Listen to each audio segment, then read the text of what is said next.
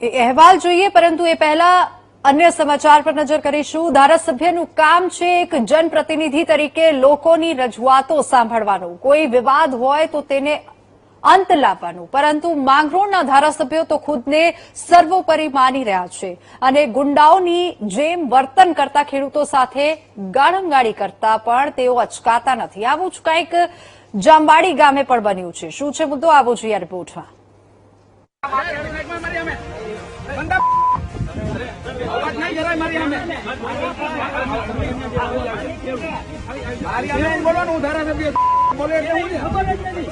જોયા ને તેવર ખેડૂતોને ગાળો આપનાર આ છે જૂનાગઢ જિલ્લાની માંગરોળ વિધાનસભાના ધારાસભ્ય ભગવાનજી કરગઠિયા, જેમનું કામ છે જનતાની સેવા કરવાનું, જનતાને ફાયદો થાય તેવા કામ કરવાનું।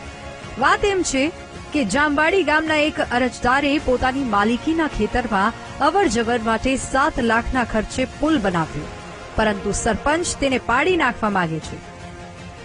નિયમથી 1 મીટર પુલ ઊંચો બનાવ્યાના દાવા સાથે અરજી કરે છે અને ખેડૂતોને પરેશાન કરે છે।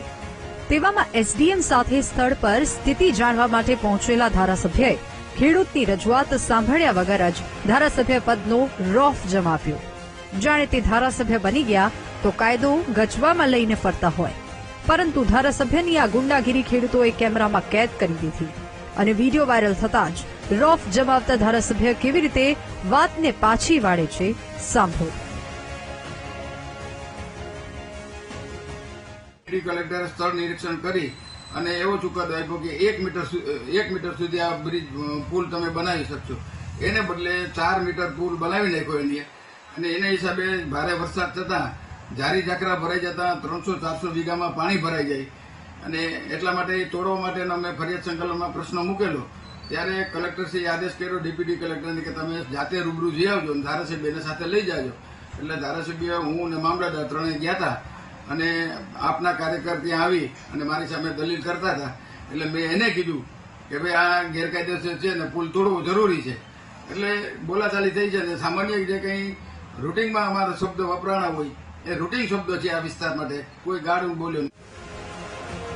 જે પુલને તોડવાની વાતો કરે છે તે 29 થી વધુ ખેડૂતની જમીનોને જોડતો પુલ છે।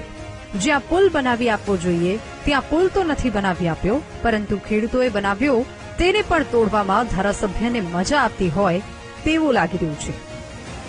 આશા રાખીએ જેમના મતથી સત્તામાં બેઠા તેમને ધમકાવતા પહેલા એક વખત પદની ગરિમાને પણ સમજી લે।